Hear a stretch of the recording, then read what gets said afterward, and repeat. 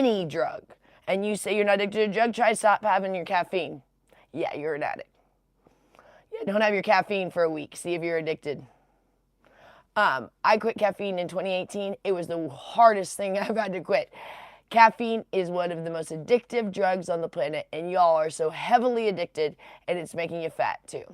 Because caffeine is what's making you fat.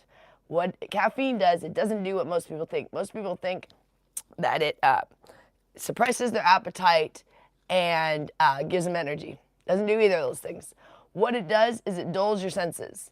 It makes you feel less tired and feel less hungry. You're not really those things, you just think that you are not as hungry or tired.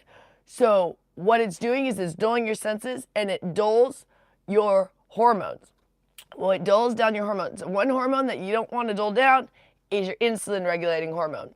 What happens when that gets dulled down? Your blood sugar rises. When your blood sugar rises is when you all get that spike from caffeine where you're like, I got all this energy. It's just your blood sugar rising. But when your blood sugar rises, your body starts producing insulin to compensate for the rise of sugar in your blood.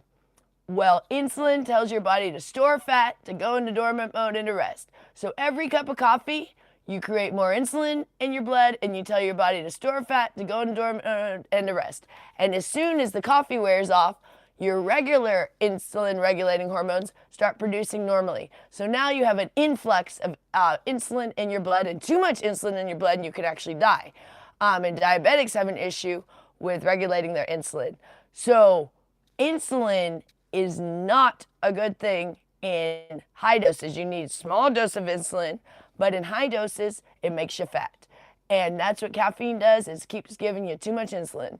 And insulin is not what you want to lose weight. Because to lose weight, you have to be in burn fat mode. That's ketosis. When you're ketosis on the keto diet, you're in burn fat mode. When you're on the caffeine diet, you're in store fat mode every single day.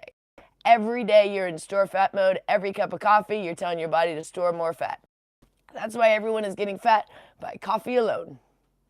Me and Richard consume caffeine since 2018, and caffeine is also in chocolate.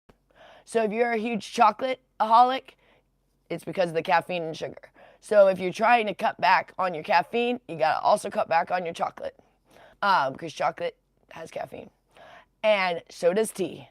Not even decaf tea or decaf coffee is okay. That all has caffeine. It has trace amounts of caffeine, but you're still gonna get the caffeine. You're still gonna be telling your body to store fat.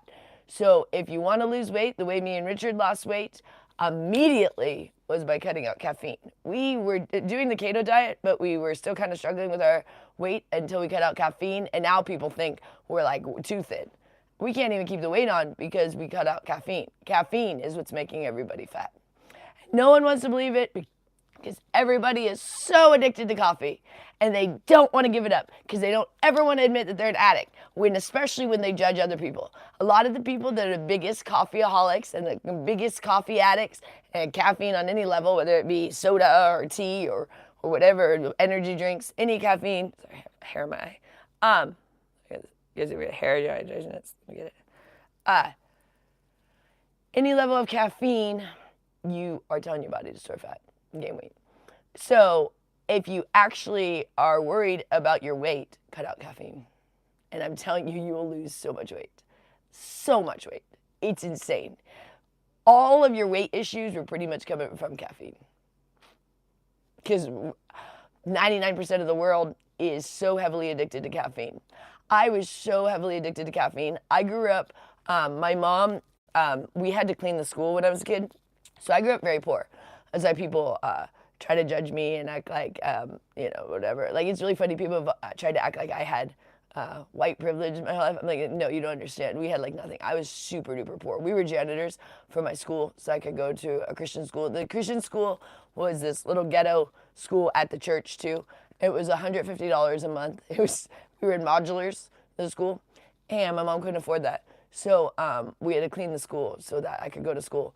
So every morning we had to be at the school at like 5 a.m. to clean the school.